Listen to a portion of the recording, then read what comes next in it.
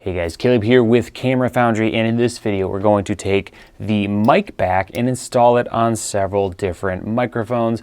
I'll show you the process involved for each of these microphones, and we'll talk about things you might need to know. So this kind of acts as an instructional video for those who have purchased the MicBack. So let's go ahead and dive in. So pretty much all of these are going to behave identically with exception to this guy, the Deity D4 Mini. It's just slightly different. So I'm going to show you how to install the MicBack on this Rode VideoMic NTG, but the same process will be used for the Rode VideoMic Go 2 and the Deity D4, or excuse me, the Deity D3 Pro. A lot of microphone names. So that's what we're going to be diving into. So let's set those two aside and let's take our VideoMic NTG. And the first thing you're going to need is some kind of screwdriver or hex or Phillips head, depending on what this rear screw is here on the microphone. So we're going to be removing that, and every microphone, and even the same one, different versions will have different, screwdriver requirements. So what I'm going to do is remove the microphone from the rear shock mount, and I'm going to slide it forward so it's nice and out of the way. No need to take it off completely. I'm then going to take my screwdriver here and remove this rear screw, which will in turn remove that rear shock mount. Now we can get rid of that screw, so I'm going to pop it out of the shock mount.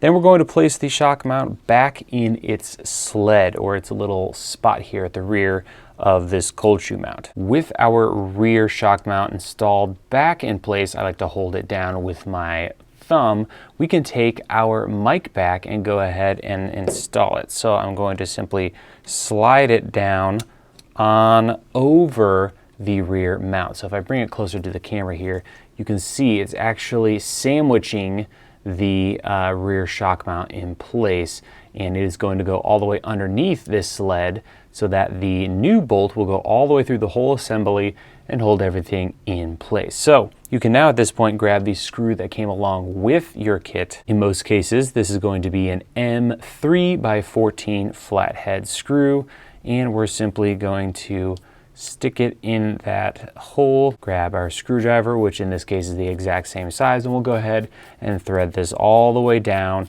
through the MicBack, through the rear microphone shock mount, and into the bottom of the MicBack. So if I flip this over, you can see right there it's threading back in for a nice, strong, secure connection. And once in place, you can see we now have a really nice flush connection, and our shock mount acts as normal. And that's pretty much it. We can now reposition our microphone, reattach the rear shock mount, and that's that microphone done. So the same process is going to apply for the Go 2 and the Deity D3 Pro. Now let's move on to the Deity D4 Mini. For this one, I already have one installed, but I'll just do the reverse. So we're gonna pretty much do the same thing.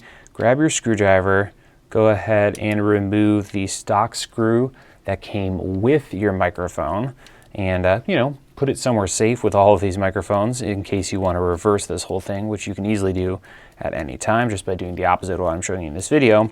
And once you take apart the Deity, things are going to be a little different. There's actually a couple different parts. So let me get the MicBack out of here.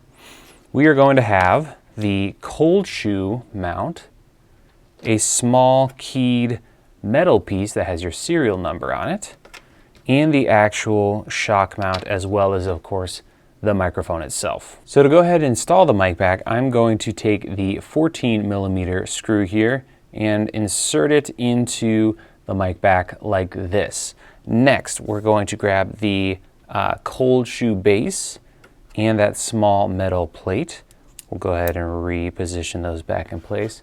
Grab our mic shock mount, add that in place, and then hold it all together somehow, all those little pieces. Then take our MicBack and go ahead and drop it on top. Now this next part is kind of tricky, but we need to essentially tighten that bolt down through everything. But since we kind of positioned it ahead of time, it shouldn't be too bad. There we go. I'm going to snug it up, and we're done. Now we have a nice, again, flush mounted bolt. We can simply grab our microphone, pop it back in place, and now we are ready to rock and roll with the Deity D4 Mini. If you ever want to go back to a stock microphone, you just reverse everything we've done. Remove the bolt that came with your MicBack, remove the MicBack, put everything back together with the original screw, or you can just buy a basic M3 bolt and that'll work just fine with all of these particular microphones. And that's pretty much it. So thank you guys so much for purchasing the MicBack. Let me know if you have any questions, and we'll see you guys in our next Camera Foundry video.